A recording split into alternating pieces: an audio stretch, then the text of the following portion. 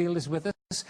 We'll be meeting people who are coping with obsessive compulsive disorder, and we've lots more, including a fabulous Pug and Pole kitchen worth €60,000 to give away to one of you at home. Details of that in a few minutes' time. But we're going to open tonight's show with an icon of modern music. As lead singer of the Cranberries, she sold a massive 45 million records, and that figure is bound to rise with the release of her debut solo album. That's called Are You Listening? So, with the world exclusive of the new single, Ordinary Day, your biggest welcome, please, for Dolores O'Riordan.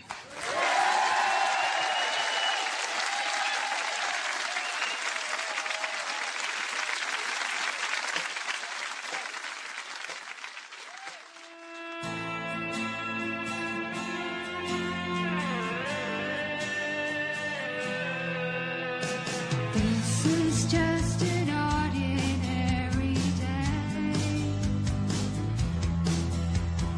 Wipe the insecurities away. I can see that the darkness will erode. Looking at the corner of my eye,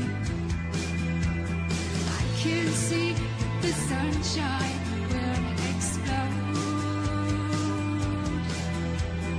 Far across the desert in the sky. Beautiful girl, won't you be my inspiration?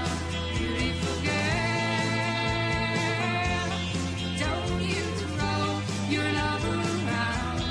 What in the world could ever come between us? Beautiful girl, I'll never let you down, won't let you down.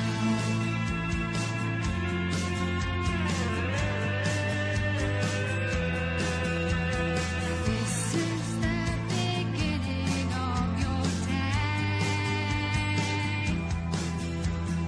Life is more intricate than it seems. Always be yourself along the way. Living true the spirit of your dreams.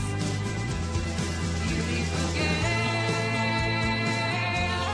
won't you be my inspiration? Beautiful girl, don't you throw your love around. What in the world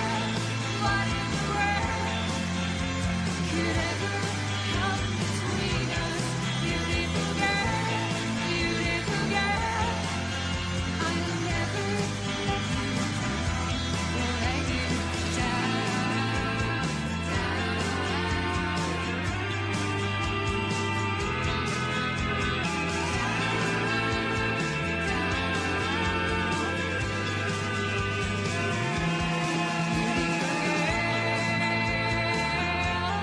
won't you be my inspiration? Don't you throw your love around. What in the world could ever come between us?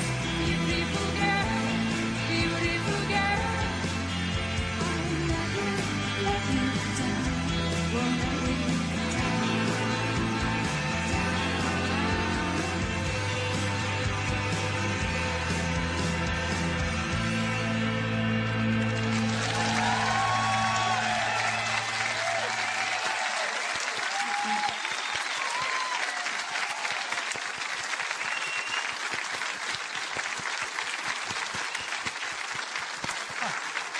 Hi, Dolores. Hello, Welcome darling. back on the show. How are you? Great to see you. Great to see you. Come on, sit Great to down. see you too. Now, the Cranberries. Yes. No more. Gone. Finished. Well, we kind of we decided to take a hiatus for many, many reasons. But I suppose the biggest reason was like family and personal reasons, really. You know, there was a lot of health issues in the group, and my mother-in-law actually was diagnosed with cancer. So we decided to move over to Canada and spend the last days of her life with her.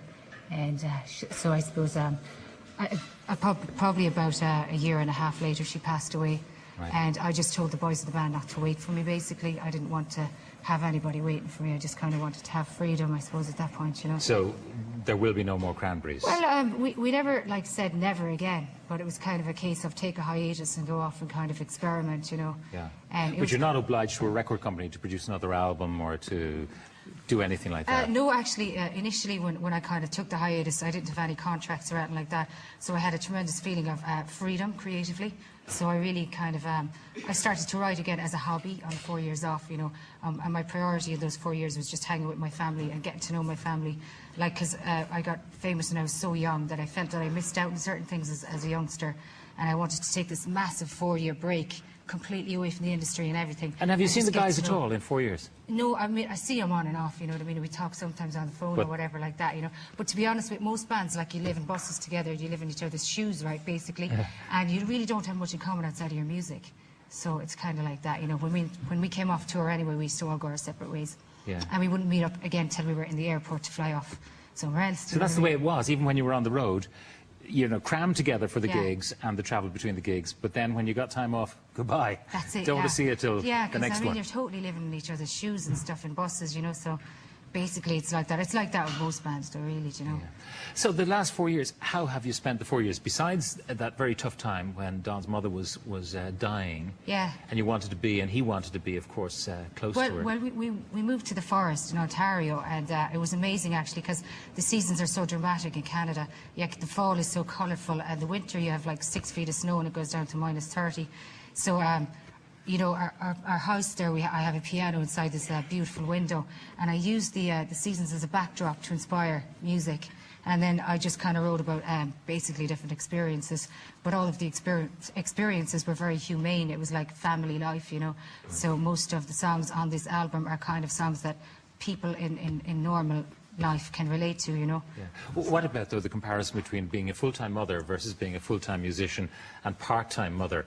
I mean, lots of people who stay at home with their kids say, God, I'd love to be out there on the road playing music. I know, music. the grass always greener at the other side, though, because for me, I like yearn to wash my own floors and empty my own dishwasher, and these were the kind of things that I wanted to do. And I wanted to know that I actually could look after my kids all on my own.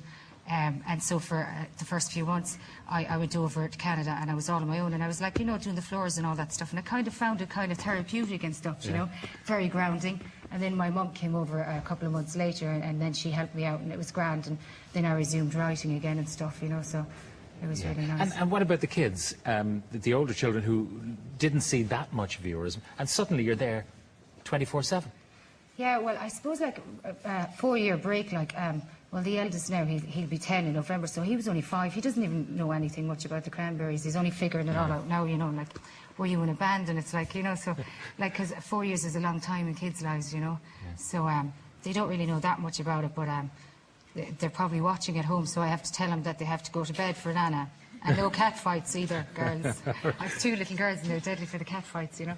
But now you came to the decision that, you know, your creative juices were flowing, you were writing songs, but you don't know until you put them out there, really, how good they are, isn't that so? That's totally it. Like, I mean, I wrote about 30 songs, actually, in the last 4 years, and, you know, you haven't a clue what, you know, how the reception is going to be, but so far so good. You know, I've got some really positive feedback from, you know, a lot of different countries. I've been doing promotion for the last few months, like, so we're getting good feedback from even America and the UK and Canada and stuff like that. I'm doing a lot of international press, and tomorrow I'm flying to Hong Kong.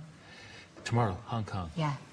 So it'll be non-stop for the next... Yeah, it's going to be mad for the next few, I suppose the next 4 to 6 weeks is promotion, so you're kind of hopping from country